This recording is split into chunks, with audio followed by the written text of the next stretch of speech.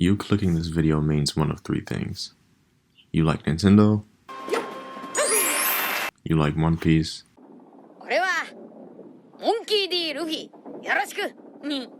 or you like Nintendo and One Piece.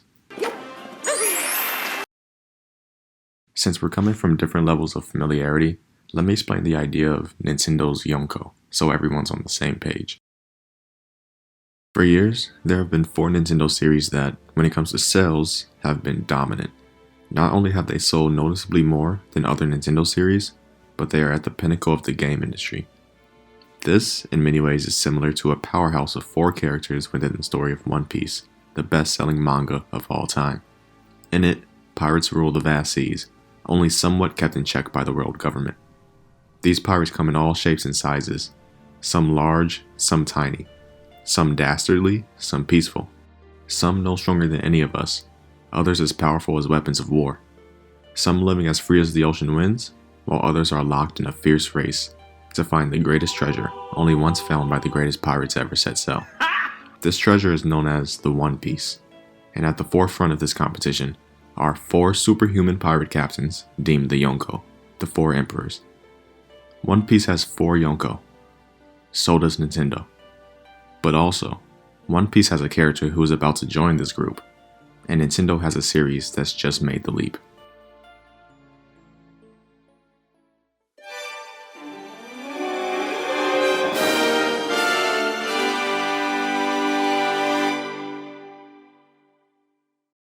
The difference between One Piece and Nintendo is that in One Piece, the Yonko are a renowned group. There's Kaido, Big Mom, Red-haired Shanks, and Blackbeard.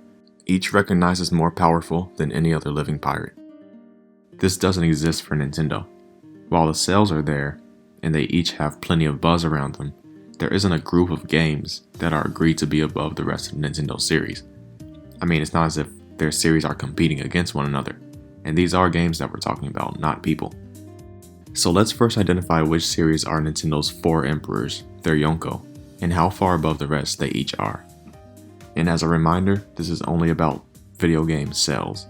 It isn't about the quality of the series or reviews or anything like that. The series that make up Nintendo's Yonko are as follows: Super Smash Bros., Pokémon, Super Mario, and Mario Kart. Super Smash Bros. Has sold 65,060,000 units. Pokémon, and only the main series, no spin-offs, Mystery Dungeon, anything like that, has sold 264,760,000 units. The Super Mario series, the main series, also excluding the Yoshi and Wario games, have sold 367,842,577 units. And the Mario Kart series has sold 156,240,000 units. So, not very consistent.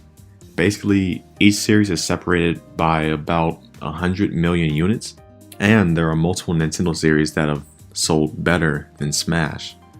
Looking at it from a pure total sales perspective, this list should have some changes. But looking at it in that way isn't telling enough of the story.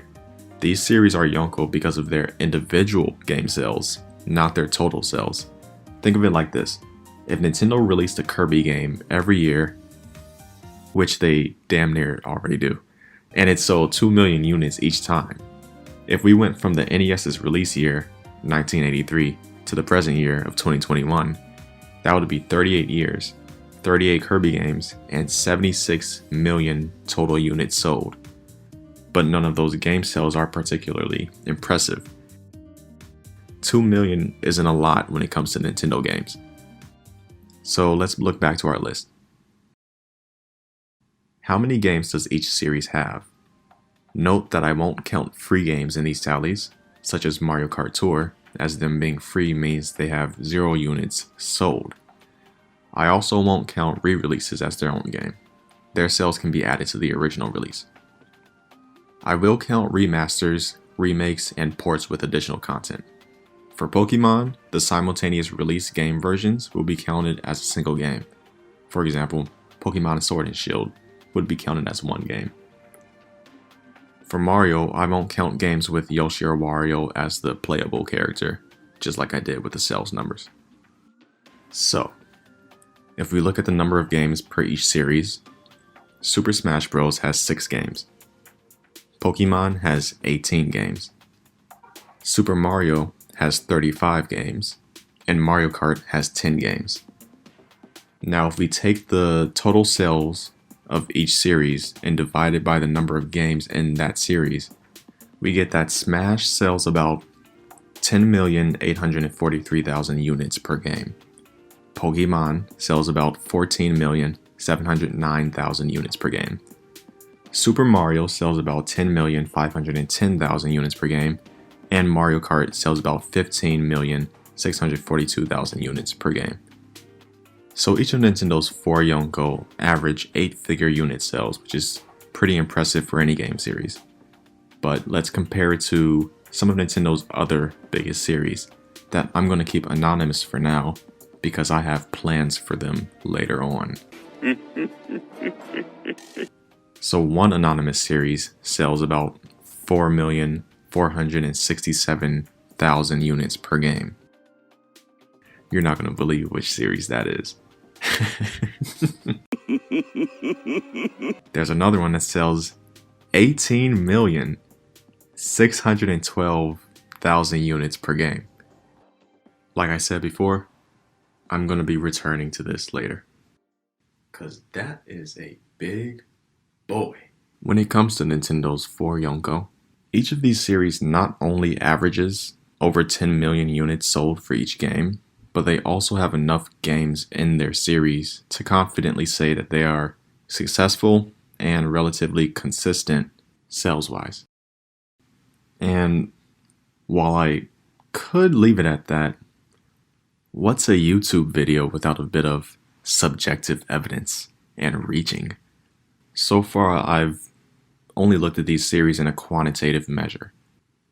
How about we try to match each of these series to one of One Piece's actual Yonko through a qualitative examination. So try to link the character of these Yonko in One Piece to the qualities, features, personality, and functionalities of these game series. So let's start with Super Smash Bros., which I feel is best linked to Kaido. First of all, Smash Bros., out of these 4 games, is the one that usually garners the most hype. Oftentimes, the announcement of a single character in Smash outshines the announcement of games in Nintendo Directs. And it feels like no Nintendo Direct is complete unless it has a Smash character reveal in it. I mean, this is what people are always asking for. Kaido is the most hyped Yonko in One Piece. He's called the strongest creature alive in the One Piece world. As the saying goes, in a one-on-one fight, always bet on Kaido. Land, sea, and air, out of every living thing in the world, this pirate is said to be the strongest creature alive. He also has the highest bounty of any Yonko, and he's often described as an invincible force. He's been captured over 18 times by the world government. He couldn't be killed in any way. He's endured over 1,000 tortures, lost battles to pirates 7 times, and he even tried to kill himself, and still he lives. There's no other Yonko that has received as much detail into his ability and as much hyping from the series itself as Kaido. Another link comes from the way that he tried to kill himself. He tried to kill himself by jumping off of an island. And the entire premise of Smash Bros. Is that you kill your opponent by throwing them off the stage. Furthermore, the premise of Smash Bros. Online is to throw yourself off the stage. Jesus. We haven't even gotten to the most obvious tie though, and that's that Smash and Kaido are both all about fighting. I mean, Kaido's a warrior who loves combat and wants to go to war out of boredom. And Super Smash Bros. Is obviously a fighting game where you have these various characters competing against one another to just fight it out for fun. Kaido also has a diverse battle arsenal ranging from extreme physical strength, the use of his kanabo, a gun, and elemental powers. which basically spans the entirety of the Smash rosters, various movesets, and character types. You could argue that Kaido has a convoluted form of the rage mechanic that appears in both Smash 4 and, to a lesser degree, in Smash Ultimate, where you beat Kaido up and he gets either disappointed, angry, or oftentimes drunk, increasing his destructive power. And in Smash 4 and Smash Ultimate, as you get hit more and your percentage rises, your launching power increases.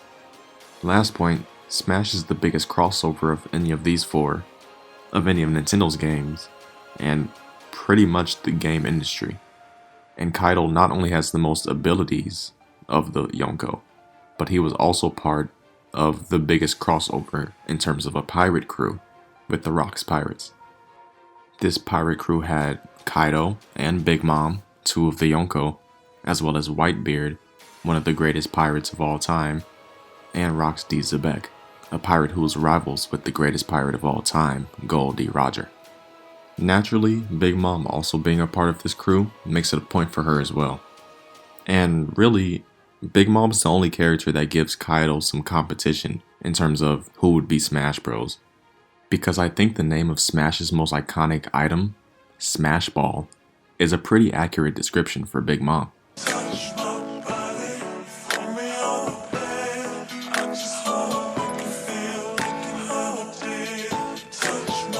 Also, Zoro Kid-in-Law did try to defeat her by throwing her off Onigashima and stopping her recovery. But no, even with those things, I still believe that Kaido is more tied to Smash than any other Yonko. But let's get into Big Mom, because I think Big Mom is best tied to Pokemon. First of all, Big Mom loves to capture creatures, and she keeps a collection of creatures and races, which is the motto of Pokemon, to capture creatures. She also utilizes homies in the same way that Pokemon trainers use Pokemon. This is kind of the base level stuff though. Where I think Pokemon and Big Mom really become similar is in their recent failures. I'm not going to get into the whole issue with Pokemon right now, but TLDR, Pokemon is progressively becoming whacker. And there was already some whack in there, but it's just reaching all-time high levels now. And I feel a similar thing could be said for Big Mom in this Wano Country arc that we're in right now in May of 2021.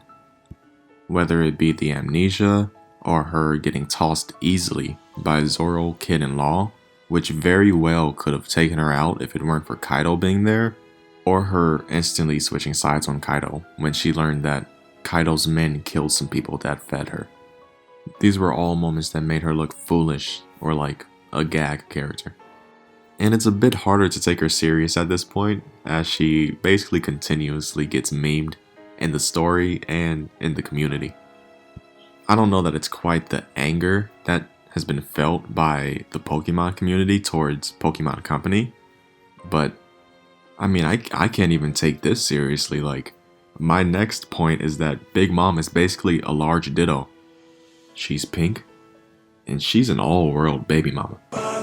She swallows creatures alive just like a Pokeball, and like many Pokemon, if you give her food, she will like you immediately.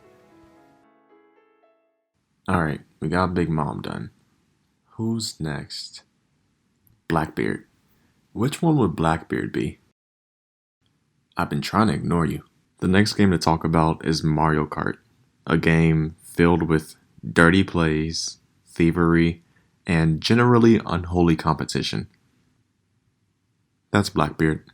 Kind of feels like enough said just with that, but there are a few more things that we can tie together. So Blackbeard is greedy and deceptive. He spent 2 decades in Whitebeard's crew just to get the Yami Yami no Mi, and murdered his crewmate Thatch to do it.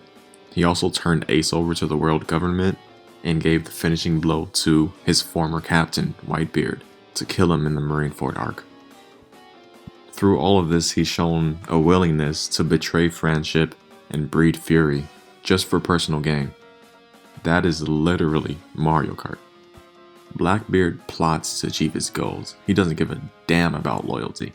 You've ever been playing Mario Kart with a friend or family member, and you made an agreement with this person that you wouldn't hit each other with your shells or your red shells, and then at the very end, you're in first place, and your family member who's in second place hits you with the red shell so that they pass you at the last second? That's Blackbeard. Is it fair? Yeah. Does it make sense? Yeah. But you're still a traitor.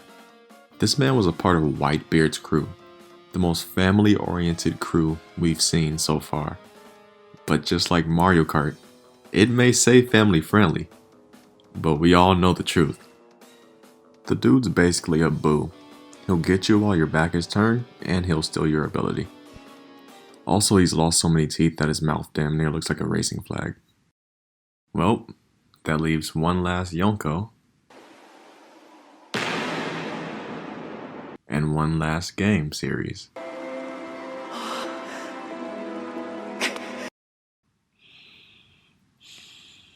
Can somebody get these green guys out of here?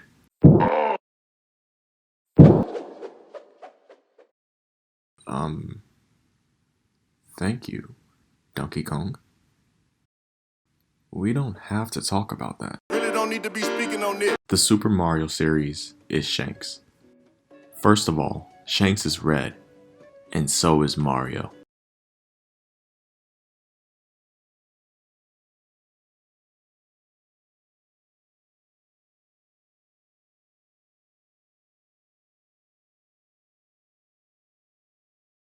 Earlier I argued that out of all the Yonko, Kaido is the most hyped up one, and I maintain that.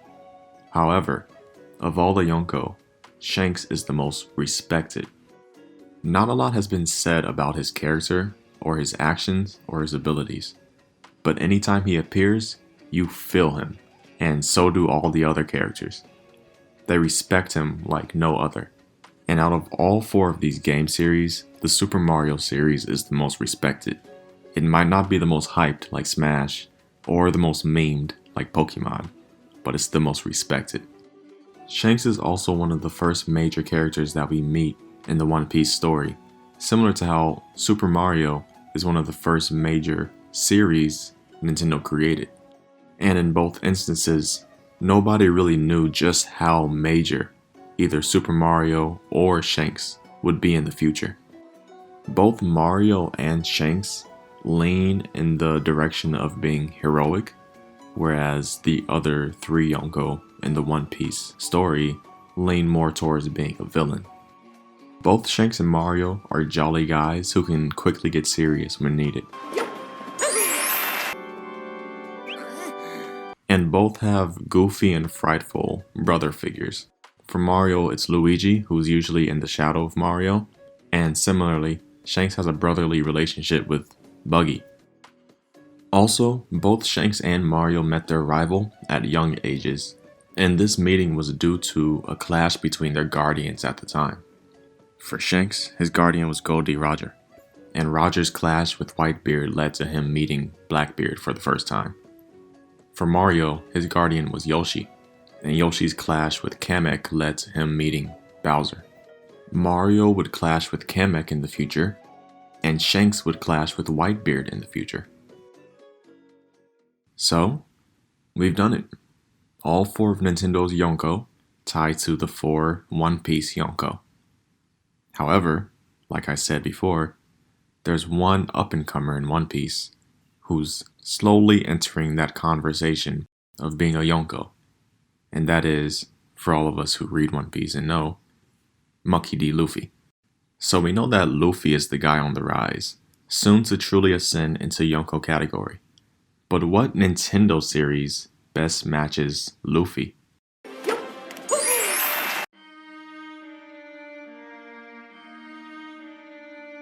Really? There's only one answer to this. And the answer is within that list of games that we compared Nintendo's Yonko to before. So let's pull that back up.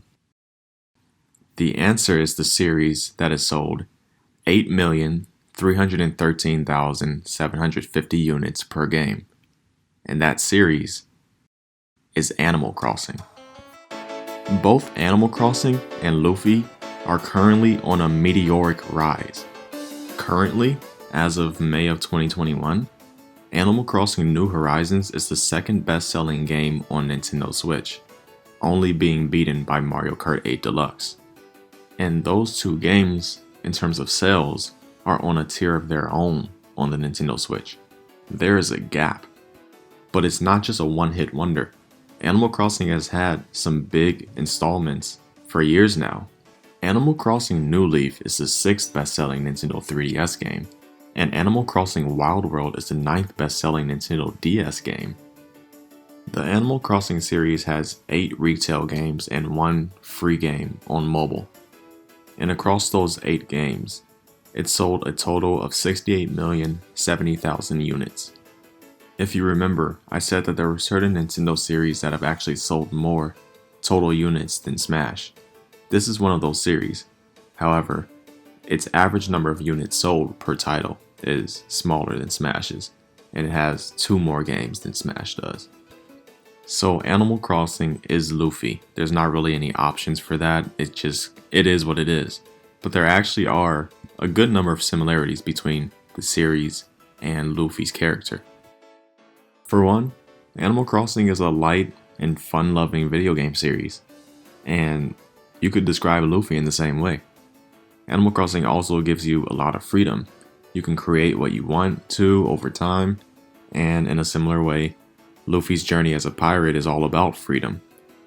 But Animal Crossing isn't just about building up to something, it's also about befriending the dozens of villagers that you meet on your island or your town. And ЛОFI's greatest strength is his ability to make friends. He can turn enemies into allies, and he's generally a likable person. Last point, I just think it's funny that in both Animal Crossing and with ЛОFI, one of the best friends that is a constant throughout is somebody who just really wants a lot of money. Well, we've reached the end of the Yonko. However, there are still those other games that I said I would come back to. We just took one off with Animal Crossing. 2 of these are going to have to wait for another day in another video.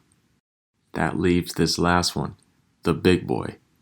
It would be wrong for me to leave this for another video. But what series is it? The one series that surpasses all the Yonko.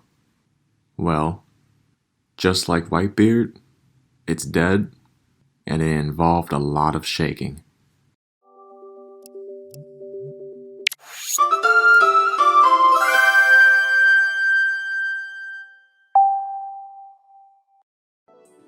Though I guess I kinda just spoiled which pirate it is, but there are really only 2 options anyway.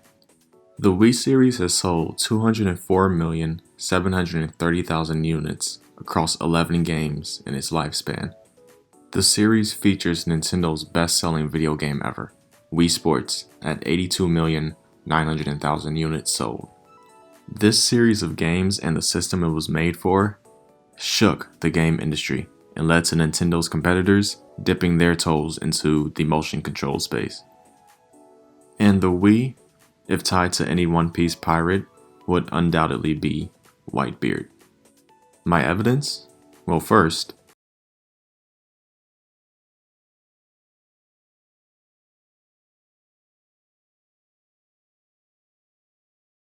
and if that ain't enough for you,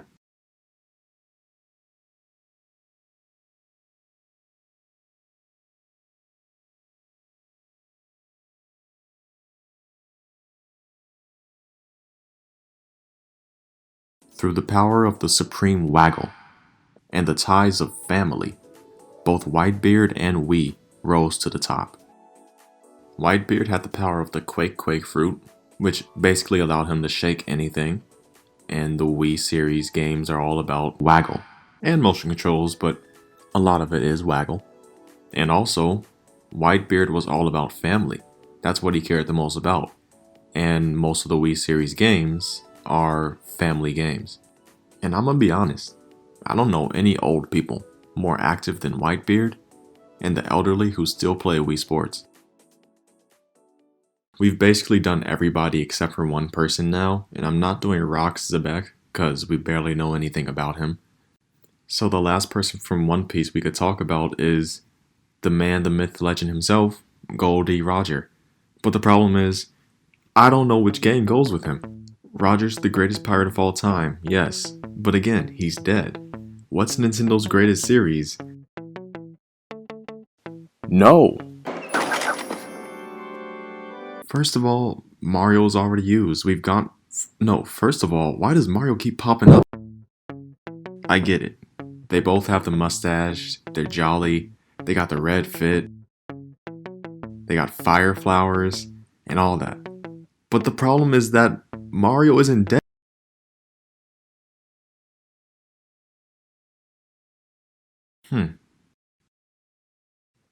I can't confidently tie any game series to Roger, so I'm gonna leave determining that up to you. So tell me what Nintendo game series you think fits Roger the best in the comments down below. As a final review, I argued that Kaido would be Smash Bros, Big Mom would be Pokemon, Blackbeard would be Mario Kart, Shanks would be Mario, Luffy would be Animal Crossing, and Whitebeard would be the Wii series. And Roger is undetermined. おめえらに俺の力ってもんを見せておこう。全てを無に返す Mario Kart の引力、そして全てを破壊する Waggle. の力。これがあの構え。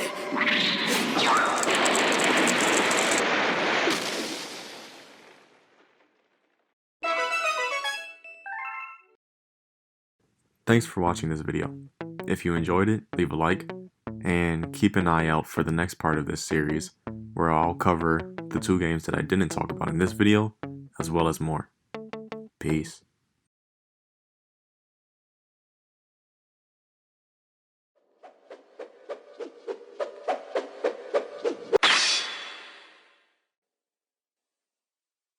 Hey.